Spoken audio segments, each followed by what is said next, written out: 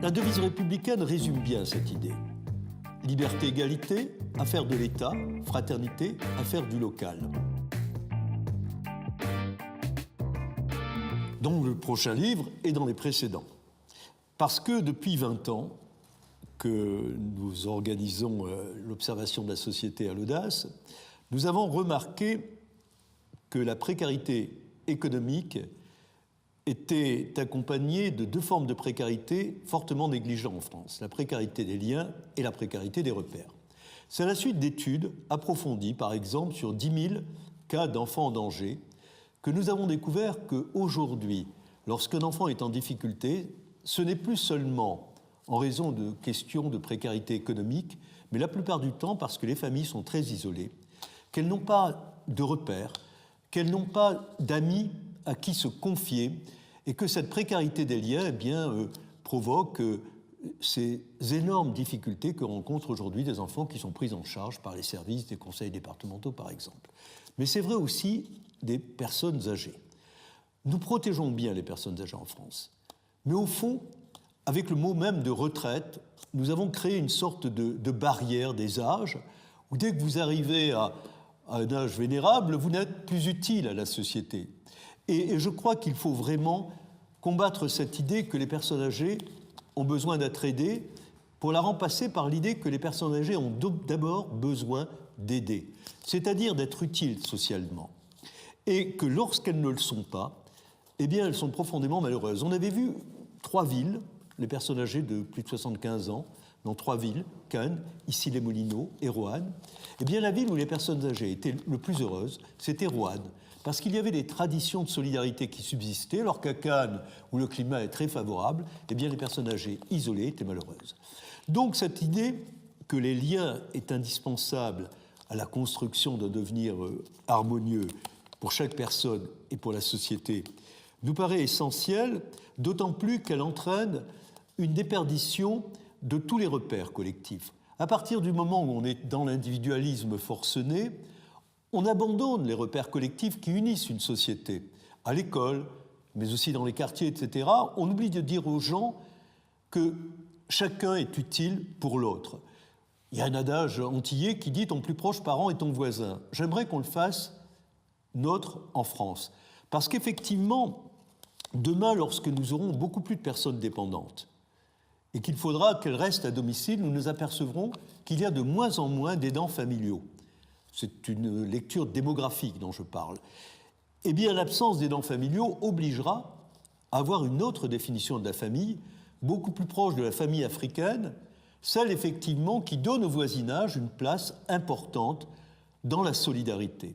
Donc, ce qui est important dans le monde d'aujourd'hui, c'est d'accompagner au fond la solidarité juridique d'une solidarité d'implication. C'est ce qu'on peut, au fond, dire de la fraternité. C'est un mot qui résume le fait que nous sommes interdépendants, que rien ne peut se résoudre sans tenir compte de cette interdépendance, d'ailleurs pas simplement au niveau de la cage d'escalier, mais au niveau également de la ville, de l'Europe et même de l'universel. Comment penser régler nos problèmes de développement durable sans cette interdépendance entre les nations? Donc le mot de fraternité a cette formidable possibilité d'exprimer la notion d'interdépendance. Et je pense que le moment est réellement propice, non pas justement en parlant d'enjeux qualitatifs, d'enjeux spirituels, d'enjeux caritatifs, c'est important, mais ce n'est pas suffisant. Parlons beaucoup plus d'enjeux de société.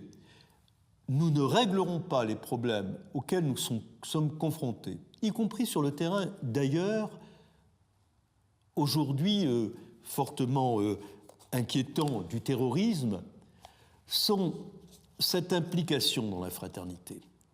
Il n'y aura pas demain de sécurité sans fraternité. C'est pour ça que c'est un enjeu de société, c'est un enjeu de survie, c'est un enjeu d'avenir, et je pense qu'on le néglige, et c'est bien dommage.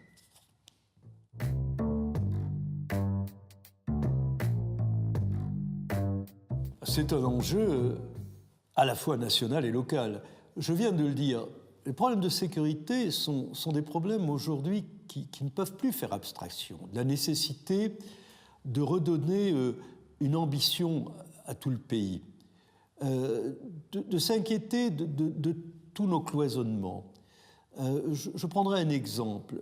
Le fait que nous ayons tendance à opposer jeunes et âgés dans notre société est contre-performant sur le plan des repères des jeunes de l'immigration, qui, eux, ont le respect des personnes âgées. Nous devons reconstruire ces liens pour pouvoir justement redonner de la sécurité par l'unité de notre pays.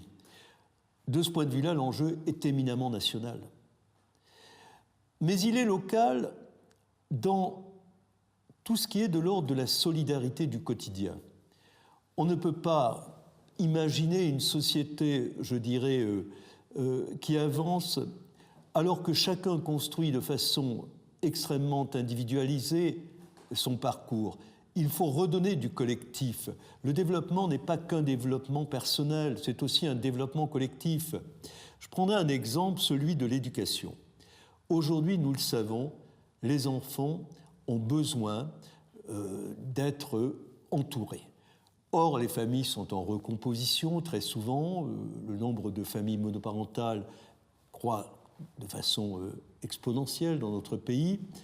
Et donc, il faut à tout prix réinventer une nouvelle forme de parentalité qui tienne compte non seulement des parents naturels, mais aussi de l'environnement de la famille, les voisins, les grands-parents, les oncles, etc.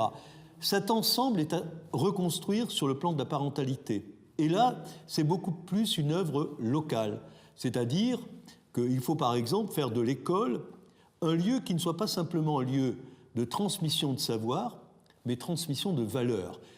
Et donc, nous proposons, nous, dans le cadre de la fraternité, que demain, les écoles deviennent finalement plus l'école des quartiers, alors qu'aujourd'hui, la tendance est d'abord et avant tout l'école des enseignants. Vous voyez, c'est une mutation considérable. C'est-à-dire qu'on puisse, par exemple, organiser la fête des voisins dans l'école, qu'on mette dans chaque école un club intergénérationnel, que les aînés deviennent des acteurs éducatifs. Tout ceci est du niveau local. Donc il faut à tout prix articuler le national et le local. Je pense que la devise républicaine résume bien cette idée. Liberté, égalité, affaire de l'État, fraternité, affaire du local. Mais il faut bien évidemment de la liberté et de l'égalité pour que la fraternité fonctionne. Et inversement, il faut bien évidemment de la fraternité pour que la liberté et l'égalité fonctionnent. Donc, c'est un enjeu politique qui nécessite une forte articulation entre le national et le local, mais dans le respect réellement de la créativité des acteurs locaux. Et une des confusions dans notre pays provient du rôle que se confère l'État. L'État croit qu'il est utile chaque fois qu'il décrète quelque chose. Or, la fraternité ne se décrète pas, elle s'accompagne. Donc, il faut effectivement que cette articulation entre le national et le local s'opère, mais de façon extrêmement équilibrée.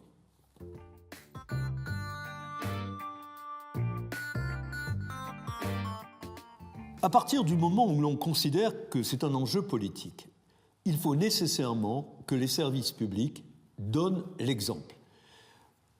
J'ai parlé de l'école. Il va falloir convaincre les enseignants d'accepter que l'école se transforme.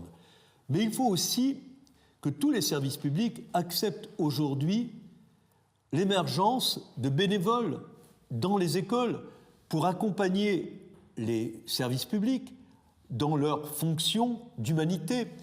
Aujourd'hui, nous avons des services publics qui, par le biais effectivement des nouveaux moyens d'information, ont tendance à se déshumaniser. On peut réhumaniser les services publics en faisant appel à des bénévoles qui apportent cette fonction d'accueil, d'humanité que les professionnels ne peuvent pas offrir compte tenu justement du manque de disponibilité. C'est un enjeu important et qui concerne notamment le travail social. Nous avons aujourd'hui de très nombreux travailleurs sociaux en France et pourtant, ils sont de moins en moins présents dans les quartiers.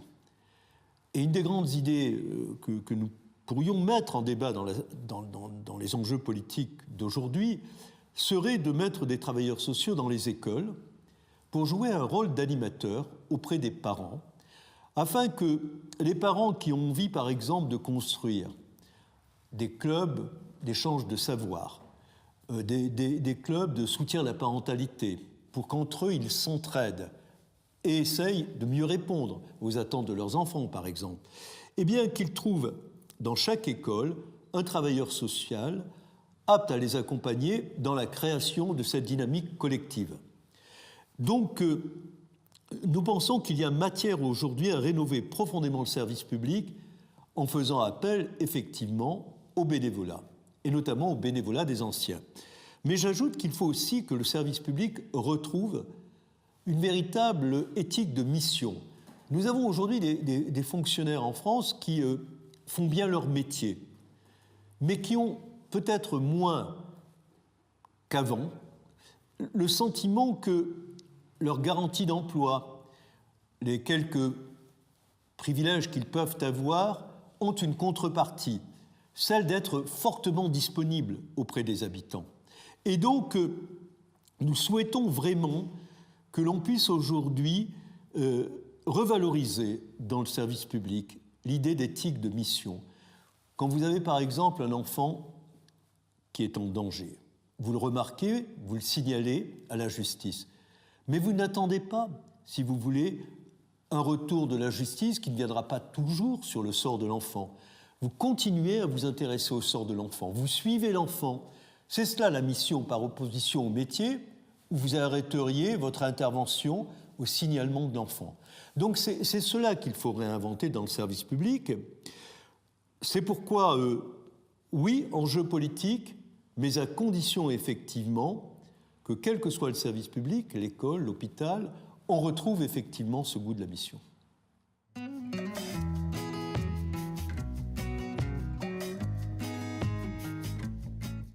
Ce qui est frappant en France, c'est la différence entre la manière dont nos dirigeants voient le pays et la réalité du pays. Au fond, vu de Paris, le pays paraît surtout un but de développement personnel, économique, matériel, sans que l'on prenne en considération une autre ambition de nos concitoyens, que l'on découvre assez facilement dès qu'on quitte les grands ensembles urbains, qui est l'envie de vivre ensemble.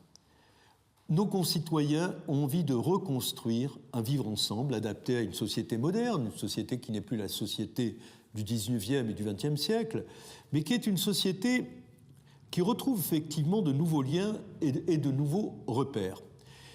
Et comme ils n'attendent pas que Paris décide pour eux, ils prennent souvent l'initiative eux-mêmes d'engager ces processus de résilience collective. J'en veux pour preuve l'immense, le nombre important d'expériences réussies sur le plan local. J'en citerai quelques-unes, les jardins de Cocagne.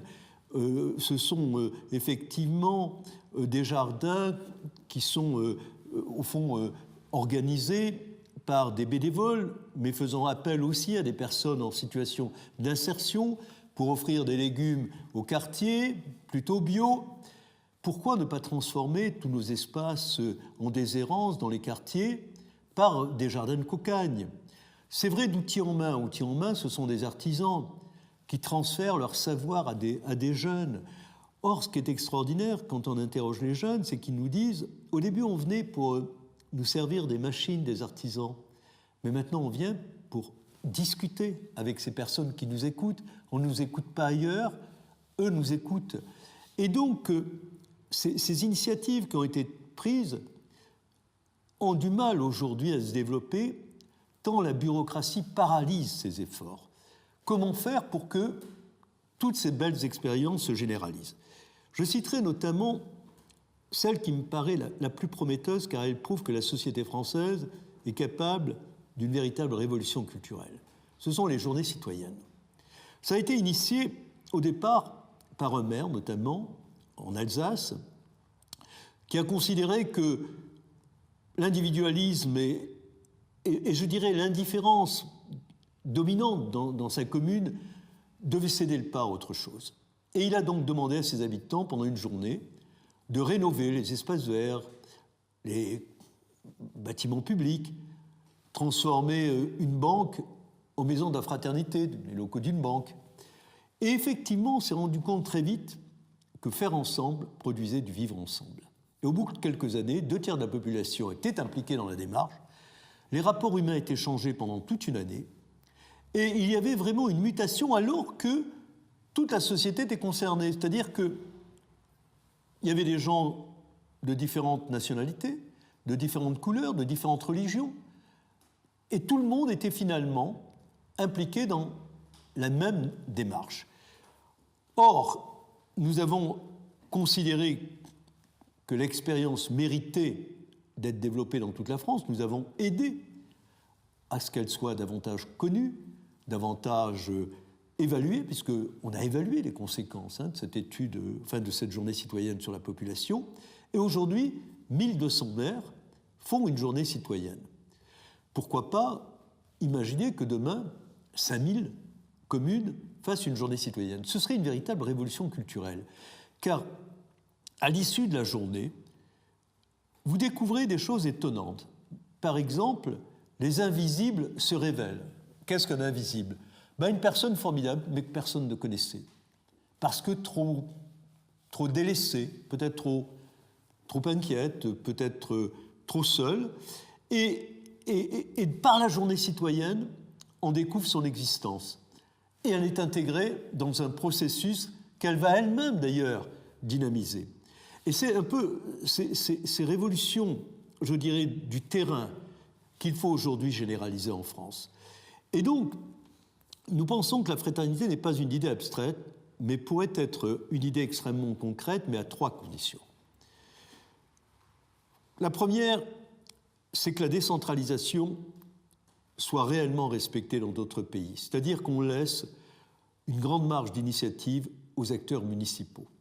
Or, ceux-ci actuellement sont plutôt traités comme des prestataires que comme des partenaires par l'État.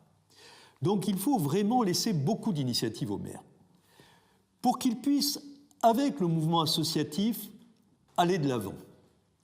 Le mouvement associatif est incontournable pour lancer des initiatives. Mais lorsqu'il faut aller plus loin, le maire est incontournable. Et c'est donc dans ce dialogue, ce couple entre mouvement associatif et maire, que se joue la clé de l'avenir de la fraternité en France. Il faut donc respecter la décentralisation. Il faut que le service public donne l'exemple. Accepter des bénévoles partout, mais aussi reconstruire sa vision de sa raison d'être, notamment avec une éthique de mission, c'est-à-dire je suis missionnaire avant d'être simplement un professionnel. La troisième obligation, c'est que chacun d'entre nous cesse de considérer que quand il y a des difficultés, elles sont nécessairement imputables à un adversaire. Elles sont d'abord et avant tout imputables à chacun d'entre nous. Je crois vraiment que si nous ne parvenons pas à faire comprendre à chacun d'entre nous que la résilience collective passe par une résilience individuelle, nous n'arriverons pas à avancer. Il faut se mettre en cause. Très souvent, lorsque les relations de voisinage ne sont pas bonnes, elles ne sont pas imputables aux voisins, mais à soi-même, et réciproquement. C'est donc cette évolution qu'il faut aujourd'hui être capable de prendre en main. Comme je l'ai dit, pas simplement dans une quête d'excellence, de générosité, mais tout simplement dans une quête de survie. On est finalement dans un altruisme, mais dans un altruisme intéressé, dans un altruisme qui produit aussi, je dirais, sa propre défense. Vous savez, lorsqu'on m'interroge sur la dépendance, je réponds instantanément, la meilleure manière d'être protégé contre la dépendance, c'est d'être bénévole. Être bénévole, ce n'est pas un sacrifice, c'est une protection. C'est une barrière contre la dépendance. Donc il faut cette mutation personnelle. Et puis je pense qu'il faut accompagner la fraternité d'autres réflexions. De ce point de vue-là, le pacte civique, par exemple, apporte une plus-value à la réflexion nationale, dans la mesure où il lie des concepts indiscutablement nécessaires. Celui, par exemple, de sobriété et de fraternité. Peut-on être fraternelle si on ne se soucie pas du devenir de la planète. Et le devenir de la planète passe par la sobriété. Sobriété en matière de consommation, en matière de développement durable. Je terminerai sur une idée qui, pour moi, est une idée qu'il faut vraiment, je dirais, étudier et valoriser. Celle que toutes les grandes questions d'avenir de notre société passent par la fraternité, et notamment la question du développement durable dont je parlais il y a un instant. En effet, pour que nous puissions prendre de nouvelles habitudes, pour que nous puissions réussir ce transfert vers de nouvelles économies qui vont susciter, dans la période intermédiaire, des sacrifices, des difficultés, il faut que nous retrouvions la confiance dans l'autre, que nous sachions qu'au fond, notre première responsabilité en tant qu'être humain, c'est de protéger les siens. Et si nous ne retrouvons pas cette idée que nous sommes d'abord et avant tout vivants pour protéger les siens, mais pour vivre aussi à travers le regard des siens, eh bien, nous ne nous intéresserons pas fondamentalement aux grands problèmes d'avenir. C'est pour ça que le point de départ de toutes les mutations nécessaires pour la survie de l'humanité passe nécessairement par cette idée que chacun d'entre nous est une promesse pour l'autre. Voilà ce que je voudrais dire pour terminer. Merci.